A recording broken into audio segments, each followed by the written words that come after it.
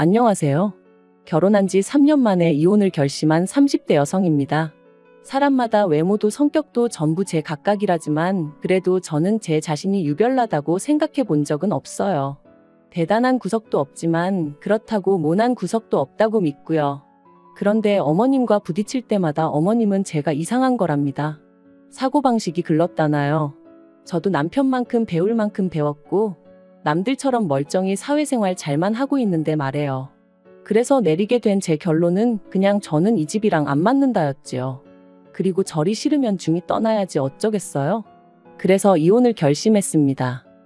남편하고는 아는 선배의 소개로 만났고 소개받았을 당시 제 나이 30, 남편 나이 32이었어요. 선배는 부담 없이 만나보라고 했지만 남편이나 저나 둘 다 적은 나이가 아니었다 보니 솔직히 부담스러웠던 것도 사실이고요. 하지만 선배하고는 여러 가지로 얽혀있는 상황이다 보니 자리 자체를 거절할 상황도 못 되었네요. 아무튼 그리고 말이 나왔으니 말이지만 소개팅을 받던 시기 저는 결혼과 비혼의 갈림길에서 고민이 많았어요. 사실 친정부모님 두 분의 사이는 좋았지만 하루아침에 친할머니께서 이제 같이 살아야겠다며 저희 집으로 들어오셨고 그래서 졸지에 친정어머니가 10년 넘게 다니시던 직장을 관두시는 걸 보고는 여러 가지로 충격이 컸었거든요. 게다가 이후로도 친정어머니께선 친할머니 때문에 때로는 고모나 작은아버지의 부탁 때문에 많은 걸 이해하시고 포기하셔야 했는데 아무래도 그런 어머니를 보고 자라서 그런지 언젠가부터는 결혼하면 여자만 손해란 생각이 강해져 가더라고요. 하지만 막상 제가 성인이 되어 사회에 나와보니 저희 어머니와는 달리 또 많은 여자들이 결혼을 하고도 계속해서 자기 커리어를 이뤄나가는 거예요. 그래서 그때 뭐랄까, 사고방식이 올바른 남자를 만나면 가정도 이루고 내 커리어도 이어갈 수 있지 않을까. 그런 생각도 들더라고요. 한편으론 제가 너무 부정적으로 세상을 보나 싶기도 했고요. 아무튼 그렇게 생각이 복잡하던 시기에 소개받은 게 남편이었네요. 남편은 저와 마찬가지로 직장을 다니는 평범한 회사원이었어요. 외모라던가 그런 건 모난 구석 없이 제 눈에는 나쁘지 않았고요. 그리고 무엇보다도 대화를 나눠보니 말수가 많지는 않아도 자기 의견도 확실하고 줏대도 있는 게 마음에 들대요. 참고로 저 또한 우유부단한 성격은 아니다 보니 갈팡질팡하는 사람들을 보고 있으면 답답해서 아무튼 남편도 남편대로 제가 마음에 들었던 모양이에요. 첫 만남이 있고 나서 매주 주말마다 만나자고 해왔으니까요. 그리고 그렇게 저희는 대략 2달간의 탐색전 끝에 연애를 시작했습니다. 연애한 지 1년 만에 결혼까지 약속하게 되었고요. 참고로 저는 못해도 인연은 만나보고 싶었지만 남편이 아버님 연세를 들먹이며 하루라도 빨리 자리 잡는 모습을 보여드리고 싶다고 저를 졸라서 어쩔 수가 없었네요. 그런데 어이없게도 남편의 성화로 서두르게 된 결혼임에도 불구하고 결국 시댁으로부터 제대로 된 지원은 받지 못했어요. 왜냐하면 어디 아픈 데도 없으신 아버님이셨는데 어머님께서 아버님의 건강을 핑계로 주시기로 하셨던 돈을 주지 않으셨으니까요. 그리고 말이 나왔으니 말이지만 어머님이 되시는 이유가 그럴듯하게 들리기라도 했으면 저나 저희 친정부모님도 속은 상했겠지만 그 정도로 실망하진 않았을 거예요. 사실 상견례 자리에서도 어머님께서는 남편 앞으로 1억은 너끈히 해주실 수 있다며 저더러 땡잡았네 어쩌네 별의별 말씀을 다 늘어놓으셨습니다. 평생 여자라곤 모르고 가족하고 일밖에 모르던 아들이라며 요새 이런 남자가 어딨냐 그런데 재력까지 있으니 얼마나 대단하냐며 제가 운이 억수로 좋다 하셨지요. 그리고 어머님의 그런 아들 자랑 돈 자랑이 솔직히 곱게만 들렸던 건 아니에요. 시쳇말로 눈꼴 시리고 안 입고 왔죠. 제 눈에 안경이라 해서 남편과 결혼을 마음먹은 건 사실이지만 그래도 어머님이 나서서 계속 호들갑을 떠시니 어찌나 볼썽사납던지. 하지만 저도 그렇고 저희 친정부모님도 그저 떨떠름하게 웃는 것 말고는 아무것도 못했어요. 당시 친정아버지가 작은아버지의 부탁으로 돈을 빌려주셨는데 작은아버지 사업에 문제가 생기면서 저희 친정에서는 1억씩이나 해줄 만한 상황이 못 되었거든요. 그런데 어이없게도 막상 청첩장이 나올 때까지 어머님은 이런저런 핑계로 돈을 주시지 않으시더니 결국 결혼식 2주 전 저를 불러 앉혀놓고 하시는 말씀이 아버님 연세를 생각하면 지금 당장 쓰러지셔도 이상할 게 없답니다. 그리고 그렇게 되면 병원비며 이것저것 한두 푼 들어가는 게 아닐 텐데 그때 돼서 저희한테 손 벌리고 그러면 저희도 그렇고 어머님 아버님도 얼마나 마음이 안 좋겠냐대요. 그래서 내린 결론이 당장 결혼하는데 뭐 딱히 지원해 줄 건 없고 살다가 사정 좋아지면 해주겠답니다. 그때는 솔직히 얼마나 어이가 없던지 분한 마음까지 들더라고요. 하루아침에 상황이 달라진 것도 아니고 그러면 최소한 상견례 때 예의는 갖춰주셨어야 하는 거 아닌가 싶었으니까요. 아무튼 결국 양가로부터 별다른 지원 없이 남편이 모아둔 돈과 제가 모아둔 돈 5천씩 반반 보태 그 돈으로 전세를 구했습니다. 서울이 아니었으니 다행이지 서울이었으면 어림택도 없었을 거예요. 그런데 문제는 결혼한 지 1년도 되지 않아 제가 임신을 했고 그러면서 회사를 관두게 되었어요. 사실 어떻게든 버텨보려고 했는데 입덧부터 시작해서 여러 가지로 출퇴근조차 어려운 상황이었거든요. 그리고 제가 다니던 회사는 내실이야 좋았지만 직원 수 자체는 10명 남짓의 소규모였다 보니 제가 제 몫을 제대로 해내지 못하면 안 되는 상황이었거든요. 그래서 결국 퇴사를 할 수밖에 없었는데 회사 대표부터 시작해서 같이 일하던 사람들이 더 안타까워하대요. 여담이지만 이때는 그래도 내가 인정받는 사람이긴 했구나 싶어 좀 기쁘기도 하더라고요. 아무튼 그런데 어이없게도 정작 제 퇴사를 알게 되신 어머님께서는 얼마나 노여워하셨는지 몰라요. 그것도 제 회사한테 노여워하신 게 아니라 퇴사를 했다는 사실에 노여워하셨어요. 말씀하시길 제 조건이랄 게 마음에 드는 게 없었지만 그래도 제가 제 밥벌이는 하겠구나 싶어서 허락한 결혼이었다 하시며 그런데 이제 와서 임신했다고 유세 부리냐 어떻게 남편 고생할 건 하나 생각도 안 하고 그거 좀 힘들다고 홀랑 회사를 때려치냐.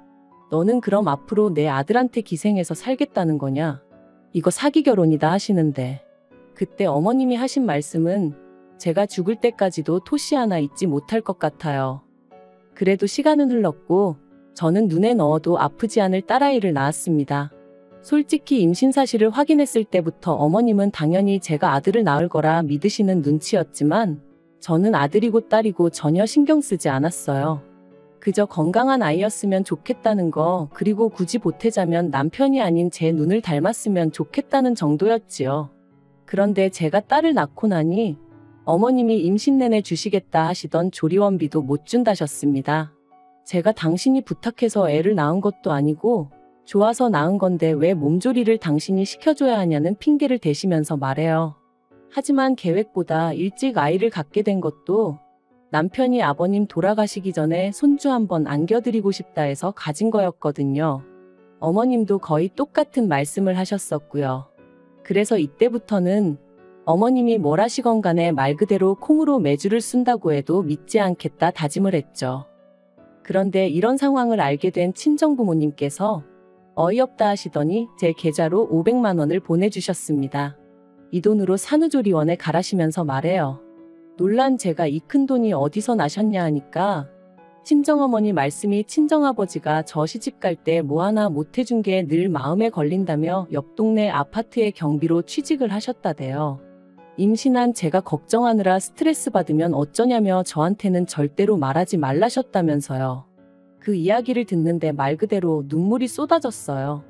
돌이켜 생각해보면 남편하고 죽고 못 살 만큼 사랑한 것도 아닌데 이런 대접받고 살자고 친정부모님 가슴에 상처내가며 결혼을 했나 싶어가지고요. 하지만 지난날 후회한다고 뭐가 달라지는 것도 아니고 그냥 그렇게 한 10분을 꺽꺽 울어대며 전화기만 붙들고 있었던 것 같아요. 그런데 황당한 건 친정부모님한테 500을 받았다는 사실을 알고서는 남편이 했던 말이었습니다. 그렇지 않아도 자기도 너무 속상해서 산후조리원비로 어머님하고 크게 다퉜다며 어머님도 미안해하고 계신다더니 한다는 말이 어머님한테 한 번 기회를 드린다 생각하고 산후조리를 어머님한테 해달라고 하면 어떻겠냐대요. 그래서 제가 제정신이냐니까 산후조리를 꼭 집 아닌 다른 장소에 가서 해야 할 필요는 없지 않냐는 거예요. 그리고 덧붙이기를 대신 어머님한테는 산후조리를 도와주시는 거에 대한 감사한 마음으로 200만 원 정도만 드리면 서로 묵은 감정도 풀고 여러모로 좋지 않겠냐는데 아무리 애 아빠라지만 뭐 이런 인간이 다 있나 싶었죠. 그래서 말 그대로 남편한테 네가 사람이냐 그러고는 욕을 퍼부었어요. 산후조리원 일로 남편이고 시댁이고 정이 있는 대로 떨어졌고 이후로 남편과는 애 때문에 산다는 마음으로 살았습니다. 어머님은 저에게 사과 비슷한 말 한마디조차 하신 적도 없으셨고 저를 볼 때마다 애 키우는 게 유세냐, 남들은 돈도 벌고 애도 키우고 다 하더라. 그리고 그럴 때면 저도 언젠가부터 그럼 어머님이 애 봐주실 거냐 따지고 들고, 솔직히 봐주신다고 해도 맡길 생각도 없었지만 봐줄 생각도 없으신 분이 애도 키우고 돈도 벌어오라 타박을 하시니 저도 못할 말이 없더라고요. 그리고 이런 대화가 오갈 때마다 남편은 제 편을 들어주지 않았어요. 저더러 너도 이제 엄마니까 어머님 마음을 좀 이해해드릴 수는 없냐, 그런 식이었죠. 어머님 입장에선 졸지에 외벌이를 하게 된 아들이 얼마나 안쓰러우면 그러시겠냐면서요. 저는 남편이란 사람 하나만 믿고 결혼한 건데, 그리고 제가 일을 안 하고 싶어서 안 하고 있던 것도 아닌데 남편이 계속해서 어머님을 이해하라고만 하니 얼마나 섭섭했는지 모릅니다. 그런데 사람이 죽으란 법은 없다고 그 무렵 생각지도 못한 연락을 한 통 받았어요. 그건 바로 전에 일하던 회사 대표로부터 온 전화였죠. 저더러 어떻게 지내는지 묻더니 혹시 이직했냐대요. 저는 씁쓸히 웃으며 아이 때문에 아직은 어디 다닐 형편이 못 된다 했습니다. 그랬더니 그러면 아이 문제만 해결되면 복직할 수 있는 건지 묻더라고요. 대표가 말하길 회사가 다른 회사에 흡수합병이 되었고 그로 인해 사내 어린이집도 이용할 수 있게 되었답니다. 그리고는 늘 성실하고 열심히 일하던 제가 하루아침에 임신 때문에 관둔 게 늘 마음에 걸렸다는 거예요. 그래서 사내 어린이집 얘기가 나오자마자 저한테 연락해봐야겠다는 생각뿐이었다면서, 참고로 대표 또한 애엄마였기에 제 마음을 헤아려 준 게 아닌가 싶어요. 아무튼 그렇게 저는 전 직장으로, 하지만 훨씬 더 좋은 연봉과 복지를 보장받고 복직하게 되었습니다. 그리고 그때부턴 매번 네가 빈대냐, 내 아들한테 빨대 꽂았냐, 어쩌냐 하며 막말을 퍼부으시던 어머님도 더는 아무 말도 못하시대요. 남편도 중간에서 제대로 제 편 한번 들어준 적이 없다 보니 말을 아끼는 듯 했고요. 저는 내친 김에 남편에게 살림과 아이에게 들어가는 생활비를 제외하곤 전부 다 각자 관리하자 선포했어요. 누군가는 저더러 남편이 외벌이할 때는 남편한테 생활비 탔어 놓고 너가 돈 벌자마자 태도를 바꾸는 게 말이 되냐 할 수도 있지만, 한 번도 생활비 넉넉하게 탔어 본 적 없고 남편한테 돈 타서 쓰는 동안 제대로 된 옷 한 벌 사 입어 본 적 없습니다. 대부분이 식비와 아이 육아에 들어갔기에 저는 떳떳했고, 그래서 각출해서 관리하잔 소리도 할 수 있었던 거예요. 그리고 그렇게 생활을 이어간 지 2년째 되던 해 친정어머니의 환갑이셨습니다. 애시당초 남편에게 별 기대도 없었기에 같이 뭘 해야겠다는 계획도 세우지 않았어요. 아니나 다를까 남편도 저한테 장모님 생신인데 뭐 할 거냐 그런 건 묻지도 않았고요. 하긴 자기 부모님 생신도 제가 말해주지 않으면 깜빡깜빡하는 사람이었으니 뭘 기대했다면 기대한 제가 이상한 거였죠. 아무튼 그래서 친정부모님과 여행 가기 일주일 전 남편에게 친정부모님 모시고 일본에 간다 했어요. 친정어머니가 밥이나 한 끼 먹으면 되지 무슨 여행이냐 하셨지만, 그래도 온천 여행이라도 한번 시켜드리고 싶은 게 자식된 제 마음이었거든요. 남편은 심드렁한 표정으로 알겠다 했고 잘 다녀오라 한마디 하대요. 말이라도 나도 같이 가야 되는 거 아니냐, 돈은 있냐 묻지도 않았고요. 기대가 없었다고 말은 하지만 왜인지 서운했던 게 사실이에요. 그런데 지난달 초였어요. 어머님이 연락을 해오셔서는 대뜸 친정부모만 부모냐면서 어떻게 네 부모만 데리고 여행을 다녀왔냐 소리를 지르시대요. 그래서 제가 그게 아니라 환갑이시라 겸사겸사 다녀왔다 했습니다. 그리고는 어머님이 혹시 걱정하실까봐 드리는 말씀인데, 어머님 아들 돈은 1원 한 푼 쓰지 않았다 했죠. 하지만 어머님께서는 그래도 그건 경우가 아니라며 화를 내셨고, 당신 환갑 때는 아무것도 못했다며 하소연을 하셨습니다. 황당한 건 어머님 환갑 때는 제가 이 집 며느리가 아니었는데 말이죠. 어머님은 저희 친정어머니보다 나이가 6살이나 많으셨거든요. 그래서 제가 그러면 칠순 때 챙겨드리겠다 하니까 칠순까지 얼마나 남았는 줄 아느냐며 무조건 지금이라도 지나간 환갑을 챙겨달라셨어요. 어이도 없고 환장하겠더군요. 그렇게 전화로 1시간 10분을 시달린 끝에 알겠다 했습니다. 그런데 곰곰이 생각해보니까 제가 그걸 왜 해드려야 하나 싶더라고요. 그래서 남편한테 여행은 좀 과한 것 같다니까 저더러 알아서 하랍니다. 자기는 어머님 환갑 때 100만 원 해드렸으니까 이 일과는 상관이 없다면서 말이죠. 그리고 강 건너 불구경하듯 말하는 남편의 모습을 보고 있으니 그동안 어머님과 제가 갈등이 있을 때마다 남의 일마냥 먼 산만 보던 남편의 지난 과거들까지 떠오르면서 더더욱 억울하고 분한 마음이 들더라고요. 그래서 저도 이대로는 못 넘어가겠다. 말 그대로 복수를 해야겠다 싶대요. 그래서 어머님이 저한테 이렇게 주신다며 잔뜩 기대하게 만드셨던 것처럼 저도 여행 일정이며 이런저런 이야기로 남편과 어머님을 잔뜩 들뜨게 만들었어요. 그리고 출발 하루 전날 남편과 함께 어머님 댁에 찾아가 갑자기 사정이 생겨 여행을 못 갈 것 같다고 통보해버렸습니다. 영문도 모르고 같이 간 남편이 눈이 휘둥그레져서 저를 쳐다보더라고요. 그리고 역시나 제 예상대로 말 그대로 난리가 났어요. 제가 당신을 가지고 놀았다면서 세상에 이런 법이 어딨냐 하시더니 약속을 했으면 지켜야지 사람을 뭘로 보고 이런 짓을 하냐면서요. 그래서 저도 지지 않고 저는 어머님 사정을 다 이해해드렸는데 어머님은 왜 저를 이해 못해 주시냐 서운하다 받아쳤습니다. 어머님이 저한테 하셨던 말씀처럼 제가 무슨 빚을 진 것도 아니고 마음 같아선 해드리고 싶었지만 안 되는 걸 어떡하겠냐고요. 그랬더니 어머님도 더는 아무 말씀을 못 하시긴 하대요. 하지만 이 일로 남편 입에서 이혼 소리까지 나올 줄은 솔직히 꿈에도 생각을 못 했습니다.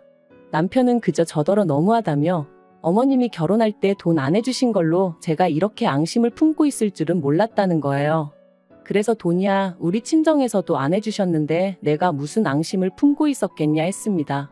하지만 이후로 어머님이 돈 가지고 나를 얼마나 서운하게 하셨는지 당신은 알지 않냐고. 그때 맺힌 게 지금 이렇게 터져나온 것뿐이라 했죠. 하지만 남편은 저를 이해하려 노력하기보다는 그래도 어머님이 얼마나 상처를 받으셨겠냐며 제가 심했답니다. 그리고 그런 남편과 저도 더는 대화하고 싶지 않아 마음대로 생각하라 했는데 남편이 친정부모님과 여행하면서 든 돈이 얼마냐며 그 돈하고 똑같은 액수로 어머님한테 드리래요. 제 잘못에 대한 용서를 구하면서 말이죠. 그리고 그 말을 들으니 앞으로 살면서 이보다 더한 일들도 많을 텐데 그럴 때마다 남편은 제 편이 아니겠구나 싶은 생각이 들면서 이혼하자는 남편을 더 이상 붙잡고 싶지 않아졌습니다. 솔직히 붙잡은 것도 제가 남편이 너무 좋아서 그런 것보단 애 아빠니까 그런 거였고요. 결국 남편과 저는 협의 이혼 중이고 앞으로 한 달 정도면 저희는 완전히 남남이 됩니다. 앞으로 혼자 아이를 키우며 살 생각을 하면 솔직히 눈앞이 깜깜하기도 하지만 그래도 정서적으로나 경제적으로나 뭐 하나 의지하기 힘든 사람과 부대끼며 사는 것보단 혼자가 낫겠다는 확신이 있거든요. 그리고 엄밀히 말하면 저를 아껴주는 부모님과 직장 동료들 친구들이 있으니 저는 혼자가 아니죠. 잘 살 수 있을 거라 믿어요.